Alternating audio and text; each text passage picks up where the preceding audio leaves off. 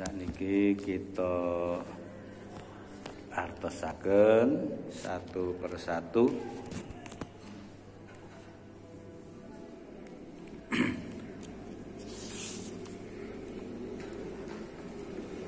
Bismillahirrahmanirrahim. Episode kelima surat Yusuf dari ayat 43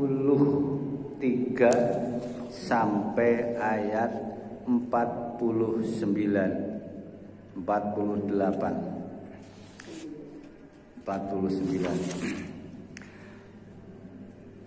Bismillahi, dengan menyebut nama Allah. Sifatnya Allah Ar-Rahman, yang maha kasih sayang terhadap semua makhluk di alam fana ini, di dunia. Sifatnya Allah Ar-Rahim, kasih sayang Allah terhadap orang-orang yang beriman kelak di akhirat. Ini Ar-Rahim. Dari ini, kalau kemarin setelah Nabi Yusuf dipenjara kurang lebih 7 tahun, di mana temannya 2 sudah dilepas, yang satu kembali kerja, yang satu dibunuh karena bersalah. Setelah 7 tahun, sebetulnya Nabi Yusuf itu berpesan kepada yang masih bekerja agar diceritakan kepada raja bahwa Nabi Yusuf itu dipenjara bukan karena bersalah atau kesalahan, tapi karena fitnah. Namun itu dilupakan oleh setan, jadi yang dipesani lupa. Nah, setelah itu rajanya itu bermimpi yang kita baca tadi. Kita satu persatu, satu perkata kita lihat. Waqala, dan berkata, sopo al-maliku, raja Mesir. Diling-ling jenenge nek kemarin bojone Zulaikha sinten?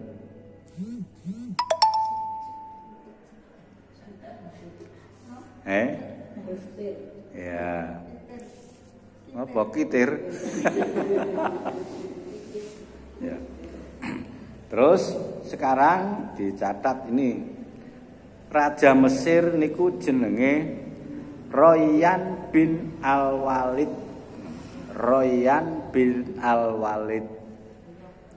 Royan bin Al-Walid mimpi, berkata, ini sesungguhnya aku bermimpi melihat sab'a baqaratin 7 ekor sapi betina, simanin yang gemuk-gemuk, yakuluhunna, memakan mereka sapi-sapi itu, sab'un 7 ekor sapi, ijabun yang kurus-kurus. Ini wasab'a sumbulatin, dan 7 tangkai-tangkai khudrin yang hijau-hijau. Yakuluna sabun ijabun wasab sumbulatin khudrin wa ukhara yabisatin, dan yang lain 7 tangkai-tangkai yang kering-kering. Nih. Terus raja itu mengundang seluruh juru nujum, dukun-dukun penbetek sing bisa gawe ning kramal mimpi. Satu pun buntu. Kalau ditanya itu pikirannya buntu, tidak bisa untuk mentakwilkan, tidak bisa untuk memikirkan. Ya ayyuhal mala'u, wahai pemuka negeri, ini ya. Aftuni, fatwakan, terangkan kepadaku, fi ru'yaya, tentang tafsir mimpi-mimpiku. In kuntum, jika kalian lirru'ya terhadap mimpi-mimpiku takburuna dapat mentafsirkan. Itu sudah ditawarkan sebagai juru-juru yang biasa untuk mentakwalkan. Kalau para pemuka negeri itu adghasul akhlami adalah mimpi-mimpi kosong atau mimpi-mimpi bohong. Tidak bisa untuk mentakwilkan, dia mengatakan itu mimpi bohong, mimpi kosong. Diteropong menurut pendapatnya dia, wa ma nahnu bitakwil akhlami wa ma nahnu, dan tidaklah kami bitakwilil akhlami terhadap takwil mimpi-mimpi itu bialimina orang yang bisa mengetahui. Jadi diteropong menurut ilmu dia itu tidak bisa ditebak, tidak ada tebakannya, pikirannya kosong.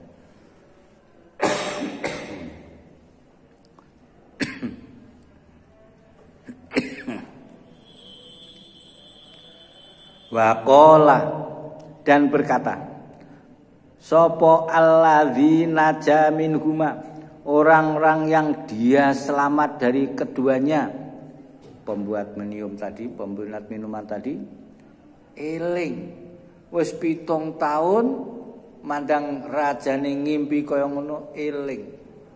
Nah, terus ditawarkan pemuka-pemuka ahli nujum saat itu tidak bisa menebak, tidak bisa mentakwilkan, tidak bisa mentafsirkan, akhirnya peringat. Nah, waqala alladzina naja minhuma, berkata orang-orang yang selamat dari keduanya, pembuat minuman, wadakaro, dan dia teringat ba'da ummatin setelah beberapa waktu, ana nabiukum, aku akan beritahukan kepada kalian bitakwili, tentang bitakwilihi, tentang orang yang dapat mentakwilkan. Fa'arsiluni, maka kirimlah aku kepadanya. Jadi sing selamat mau matur karajane, aku tahu orang yang bisa untuk mentakwilkan mimpinya raja. Utuslah aku ke sana. Itu minta kepada raja. Akhirnya apa? Yusufu ayyuhas siddiq aftina fi sab'i baqaratin simanin yaquluhunna sab'un ijafun.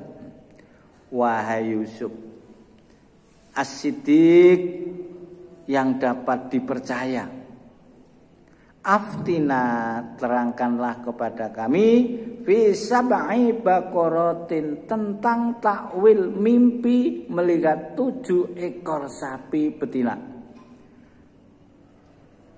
simanin yang gemuk-gemuk, yang gendut-gendut. Sing lemu-lemu, sapa sing lemu ki? Putri sing lemu ki. Betina ya putri ya. Yaquluhunna, memakan mereka sapi-sapi itu sab'un ijafun, 7 ekor sapi yang kurus-kurus. Wa sab'i sumbulatin, dan 7 tangkai-tangkai khudrin yang hijau-hijau yang masih segar. Wa ukhara yabisatin, dan 7 tangkai-tangkai lain yang sudah kering-kering. La'ali, agar aku arji'u, pulang kembali, ilan nasi, kepada manusia, kepada tuanku, kepada raja, la'allakum ya'lamun, agar mereka mengetahui takwilnya. Nih dewenen nanggung Yusuf, dikirim nanggung Yusuf untuk bisa mengetahui takwil dari mimpi itu.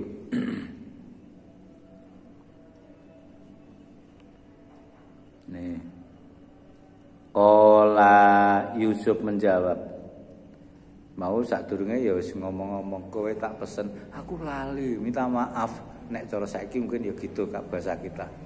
Lali betul, pleng, lali pleng, wani dibenuh iso, sangat carane. Akhirnya Qala Yusuf menjawab, tazrauna agar kalian bercocok tanam sab'a sinina selama 7 tahun da'aba berturut-turut. Selama 7 tahun waktu segar, waktu subur ini supaya menanam 7 tahun berturut-turut. Fama hasabtum, maka apa yang telah kalian hasilkan panen itu, fadharuhu, maka tinggalkanlah ia hasil panen itu, fi sumbulihi, tetap dalam tangkainya. Jadi kon ngeneni ini tangkainya kon isih ngijeke. Illa qalilan, kecuali hanya sedikit, mimma takulun, persiapan yang kalian makan. Nah, ini iku sapi sing gemuk-gemuk makan sapi sing kurus-kurus. Sing gemuk-gemuk isine ini kon menanam selama 7 tahun ditinggalke dengan tangkainya, sing manen dengan tangkainya, kecuali sing persiapan makan sementara itu monggo sak karepe, ora sanggo tangkainya. Summa yakti, nek wis kaya ngono 7 tahun wis ngumbruk, wis baitul malnya sudah kebuak, wis penuh. Summa yakti, kemudian akan datang mimba didzalika, setelah 7 tahun masa subur itu, sab'un sidatun, 7 tahun yang amat sulit, masa kering. Yakulna, yang mereka memakan atau menghabiskan ma qaddamtu, apa yang telah disediakan, lahuna, bagi mereka, illa qalilam mimma tusinun, kecuali sedikit dari apa yang kalian simpan. Ini takwilnya. Selama 7 tahun masa subur kon menandur sing sak aki-aki, kemudian disimpan bersama tangkainya agar tidak bosok, kecuali sedikit yang kan persada makan itu. Setelah itu datang masa kering selama 7 tahun, sehingga orang-orang itu tidak bisa menanam, kehabisan makanan. Akhirnya selama 7 tahun masa kering itu, simpanan harta atau simpanan tanaman sing disimpan pada 7 tahun masa subur itu akan habis dimakan, kecuali simpanan yang sedikit. Sehingga menurut riwayat itu sampai ke negerinya paman Yakub atau bapak Yakub, bapaknya Nabi Yusuf. Itu berbondong-bondong pergi ke Mesir untuk mencari membeli gandum. Nah, ini takwil dari mimpi itu. Setelah itu tsumma ya'ti, kemudian datanglah, kemudian mimba tidzalika, setelah 7 tahun masa sulit, ngamun 1 tahun, fihi, yang di dalamnya yuhosun nas, diberi siraman hujan manusia, wa fihi, dan di dalam tahun itu yaksiruna, mereka bisa memeras anggur. Nih akhirnya dari ini terbukti. Setelah itu setelah ngomong matur karo rajane pendapat ini, rajane takon, siapa yang memberikan takwil ini? Saudaraku. Di mana sekarang? Dia sekarang di penjara. Baru dia ngomong, sebetulnya beliau itu orang sidik, orang yang baik. Di penjara karena fitnah begini. Akhirnya raja memutuskan, ambillah ke sana, pergilah ke sana, bawalah Yusuf ke kerajaan. Setelah melihat dedekero Yusuf bagus, ganteng, gagah, wah, kaya Pak Esa ya.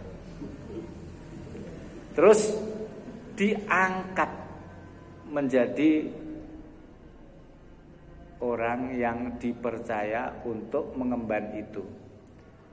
Percaya dari takwil Yusuf itu, Yusuf yang diangkat untuk menggantikan kebetulan Fatih bojone Zulaikha tadi, Fitfir itu sudah meninggal dunia.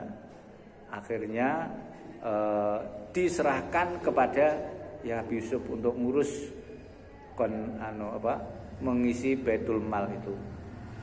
Nah, akhirnya setelah Nabi Yusuf mendapatkan jabatan itu, dinikahilah Siti Zulaikha, di mana Zulaikha itu masih buntet, belum terjamah karena menurut riwayat suaminya dulu itu tidak bisa gitu. Terus akhirnya hiduplah Nabi Yusuf di istana. Setelah itu rajanya meninggal dunia, Yusuf yang diangkat menjadi raja Mesir. Nah, selama 7 tahun itu, tahun-tahun berikutnya itu sampai orang-orang Yaman, orang sekitarnya itu sudah kehabisan, akhirnya mencari atau membeli gandum. Nek ini saiki kehabisan minyak, dadi ngendi sing eneng dilabrak digoleki. Terus di situ Nabi Yakub itu nabi yang setia atau senang sekali kepada anaknya Yusuf. Sehingga ditinggalkan Nabi Yusuf itu atau dia sampai menangis. Menangis itu sampai buta. Beripate wis gerek putih kabeh buta. Nah, akhirnya yang mangkat mencari itu adalah kakak-kakaknya Yusuf yang dulu menganiaya. Pertama kali datang setelah lapor akan membeli gandum, itu dicek identitasnya semuanya telah diketahui, dilaporkan kepada Yusuf. Akhirnya Yusuf lah mengambil inisiatif, apakah kamu punya, kalau benar dari data ini mempunyai anak yang namanya Binyamin.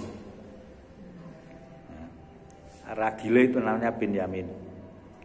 Raja kok tahu dari silsilah kenabian bahwa Nabi Yakub itu punya anak yang namanya Binyamin.